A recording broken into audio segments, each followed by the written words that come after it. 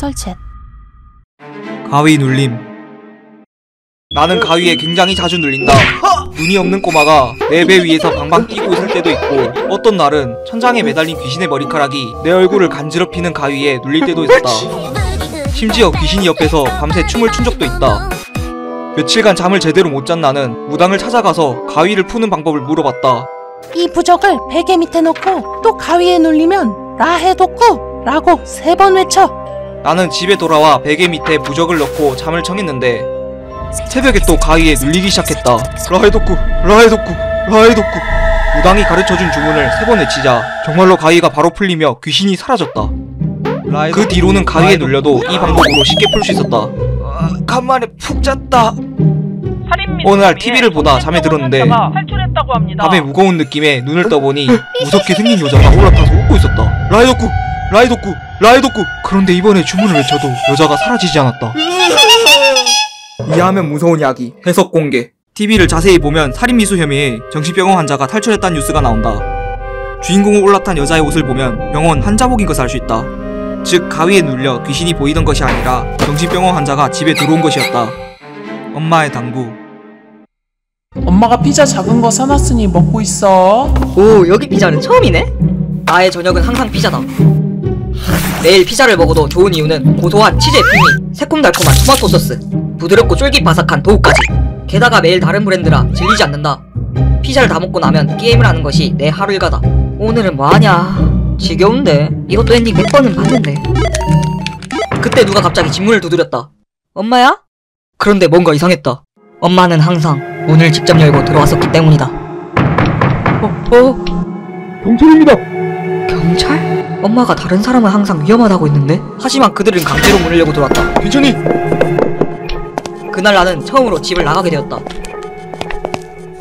이해하면 무서운 이야기 해석 공개. 피자 박스에 실종 아동 찾기가 붙어있는데 그 사진을 보면 주인공임을 알 수 있다. 주인공이 엄마라고 생각했던 사람은 사실 납치범이었다. 집안 창문을 보면 안에서 밖으로 나갈 수 없게 널빤지로 막혀있는 것이 보인다. 어릴 때 납치되어 갇혀있던 주인공은 경찰에 의해 구조되어 처음으로 밖으로 나가게 된 것이다. 이상한 채팅. 뭐야?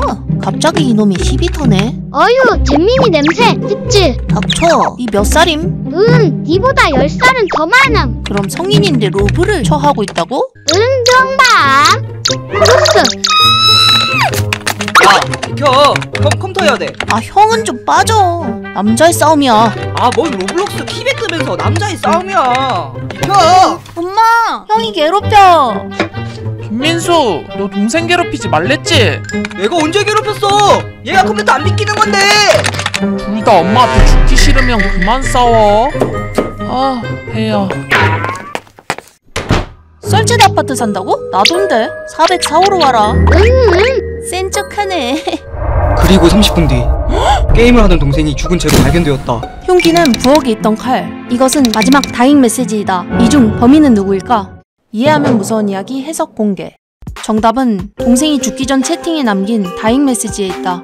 컴퓨터 키보드에서 이 키들을 옆으로 한 칸씩 밀렸으면 형이라는 글자가 된다. 즉 범인은 형이었다. 컴퓨터를 놓고 매일 싸워서 동생에게 원한을 갖고 있던 형은 엄마가 화장실에 간 사이 부엌 칼로 동생을 죽였다. 동생은 공격당했을 때 충격으로 글자를 한 칸씩 밀려 쓰게 되었던 것이다. 월척. 나는 언제나 대어를 낚는 낚시왕이다. 오늘도 혼자 낚시를 하고 있었는데 주변이 소란스러웠다. 루피시전 모쭈쭈꾸미. 루피시전 모쭈쭈꾸미. 어휴, 물고기들 다 도망가겠네. 얘들아, 강조되고 반복되는 소리는 물고기를 불안하게 해요. 아저씨 왜 급발진함? 지가 물고기 훈련사라도 됨? 뭐야? 니들 부모님 어딨어? 애초에 너희가 너무 제가 얘네들 삼촌인데요. 무슨 문제 있습니까? 너무 씩씩하고 낡은 게 어우 보기가 좋아서요.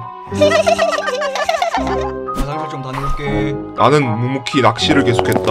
뭐야? 그놈은 애들만 놔두고 어디 가는? 그때 갑자기 묵직한 입질이 느껴졌다. 이 느낌은 140은 되는 월척이다. 어휴, 저놈의 자식들 또 시끄럽네. 당신 미쳤어? 예? 이해하면 무서운 이야기 해석 공개. 아저씨가 한눈을 팔며 낚싯대를 던질 때 아이의 비명이 들린다. 낚싯바늘에 걸린 건 물고기가 아니라 아이의 눈이었다. 아이들은 방파제 아래쪽으로 내려가 놀고 있었는데 아저씨가 던진 낚싯대 바늘에 눈이 깨어버린 것이다. 이것은 2009년 금강휴게소 인근 하천에서 있었던 실화이다. 개밥. 썩은 영감, 내가 밭에 물 주라고 했잖소. 응, 잔소리 뇌절할매, 우짤래미, 저짤래미. 어머, 저 영감이 진짜 농망이 들었나? 응, 다른 일도 없쥬. 네 어머니 아버지도 없쥬. 너도 없잖냐? 시골에 계신 우리 부모님은 사이가 좋지 않다. 직장 때문에 자주 가지 못하고 가끔 안부 전화를 드리며 두 분의 안부를 확인한다. 그려 개시키들 배고프냐? 얘따 먹어라. 할배요, 밭에 아무도 없던디 할매 어디에 갔나? 집에 있다. 와, 아, 그럼 이따 우리 집 좀 들르라고 전해주소. 할매. 김씨 아지매가 집에 오라는구먼. 역시 고기가 보약이데잉. 누구? 방금 김씨 아주머니한테 전화 왔는데 어머니가 며칠째 안 보인다 해서요. 어디 가신지 아세요? 아, 너희 엄마 내가 냉장고에 넣어놨디. 예? 이해하면 무서운 이야기 해석 공개. 개밥을 줄 때 할아버지가 들고 있는 괭이를 보면 피가 묻어있다. 그리고 냉장고 밑을 보면 피가 새어나와 있는 것이 보인다. 할아버지는 할머니를 죽여 냉장고에 넣어놓고 개밥으로 주었다. 이 사건은 2013년 전남 화순에서 일어났던 실화이다. 아, 너희 엄마 내가 죽여서 냉장고에 넣어놨디. 이것은 엄마의 행방을 묻는 아들에게 실제로 할아버지가 태연하게 대답한 말이다. 마지막 손님. 참지 못 참지. 그만해라. 그 다음 새우 주세요. 나는 초밥집을 운영 중이다. 스시는 역시 수시로 먹어야. 아가리 맛있다. 가게 마감 시간이 되어 정리 중이었는데 갑자기 어떤 여자 손님이 들어왔다. 아, 죄송합니다. 영업시간이 끝나서. 저 너무 배고픈데 어떻게 안 될까요? 자세히 보니 그 손님은 뭔가 사연이 있는 듯 했다. 아, 남은 재료라도 괜찮다면 만들어 드릴게요. 예, 좋아요. 감사합니다. 나는 음식을 만들며 넌지시 물어봤다. 저 혹시 무슨 일이 있으셨나요? 아, 사실 이야기를 들어보니 같이 사는 남친이 폭력을 휘둘러 도망쳐 나왔는데 마침 우리 가게로 들어온 것이었다. 경찰에 신고해드릴까요? 아니요, 괜찮아요. 나는 안쓰러운 마음에 뭔가 도울 방법이 없나 찾아보려고 휴대폰을 봤는데 어떤 기사가 눈에 들어왔다. 아이고, 요즘 폭력 사건들이 많이 늘어난 것 같았다. 잘 먹었습니다. 이해하면 무서운 이야기 해석 공개. 여손님이 한 말은 모두 거짓말이었다. 그녀는 기사에 나온 도주 중인 강도였다. 마감 시간에 혼자 있는 가게 주인을 방심시킨 뒤 살해하는 수법으로 가게들을 털고 있던 것이다. 연축제. 토네이도 카이트!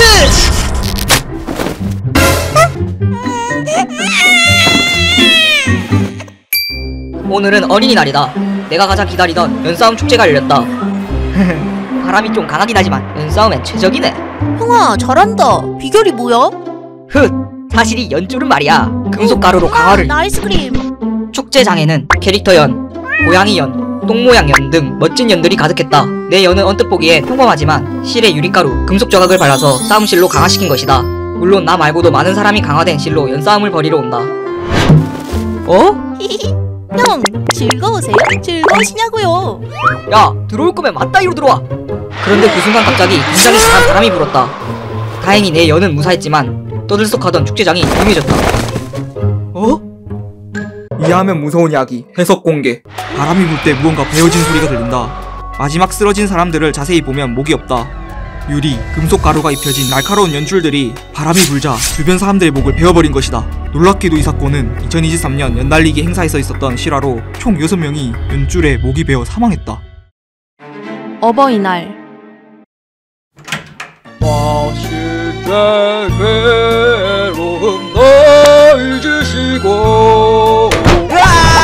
오늘은 어버이날이다. 사고뭉치인 나는 오늘만큼은 어머니께 드릴 카네이션을 사려고 한다. 이걸로 주세요. 네. 카네이션 꽃다발 말이죠? 어머니에게 꽃을 드리고 좋은 곳으로 모셔갈 생각이다. 어머니는 카네이션 꽃다발을 받으시고 매우 기뻐했다. 내가 너한테 이런 걸 다 받아보고. 어머니에게 고기도 사드렸다. 많이 드세요. 그래.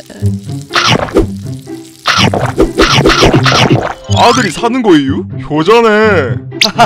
뭘요? 식사를 마친 후 바람을 쐬러 옥상에 올라갔다. 여기 옥상 풍경이 진짜 끝내준다니까요? 어머, 진짜네. 응, 응, 이리 와서 보세요.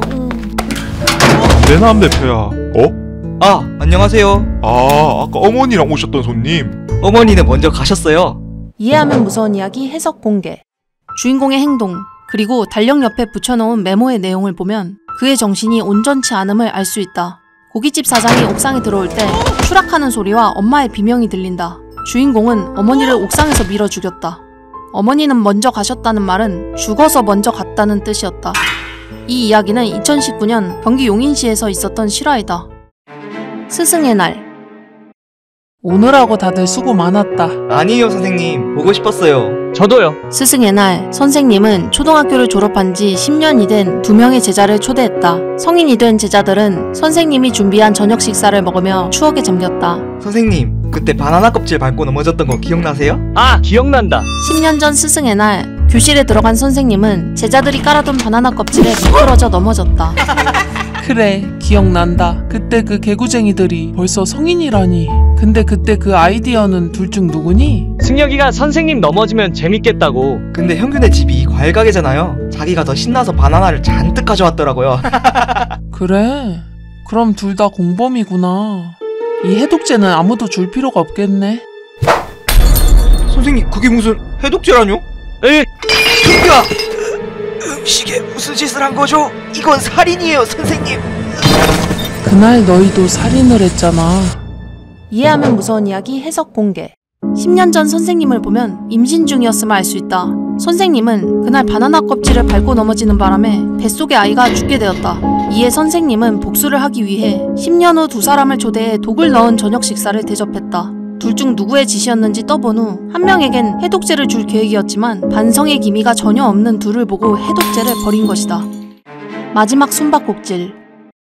주말에 사촌네 집에 놀러와서 다 같이 놀고 있었다. 아랫집 올라와! 조용히 해! 고모, 마라탕 싸주세요. 벌써 배고프니? 일단 탕후루 만들었으니 먹고 있어라. 아랫집 올라온다니까? 그럼 제가 고모 맘에 탕탕 후루후루 탕탕 후루루루루 맘이 단짠단짠. 역시 현기 오빠가 오니 재밌어. 고모는 마라탕을 사러 나갔다. 얌전하게 좀 놀고 있어. 우리 또 뭐하고 놀까? 숨바꼭질. 숨바꼭질? 너희 남매만 찾기 유리하잖아. 너네 집인데. 그럼 네가 가위바위보 이기면 되잖아. 그래, 콜. 가위바위보? 응, 네가 줄래. 하나, 둘, 다섯, 여덟, 열셋, 열여덟, 스물. 나 찾는다. 여기? 그럼 여기? 그런데 아무리 찾아봐도 사촌들이 보이지 않았다. 그리고 이것이 마지막 숨바꼭질이 되고 말았다. 이해하면 무서운 이야기 해석 공개. 초반 장면에는 방에 방충망이 있지만 마지막 장면에는 창문에 방충망이 사라져 있는 것을 알 수 있다. 사촌이 찾는다고 소리칠 때 쿵 떨어진 소리가 들리는데 창가 커튼 뒤에 숨은 남매가 이때 추락하고 만 것이다. 이 이야기는 2011년 경기도 안산에서 있었던 실화이다. 동생은 나무에 걸려 목숨을 건졌지만 오빠는 숨지고 말았다고 한다.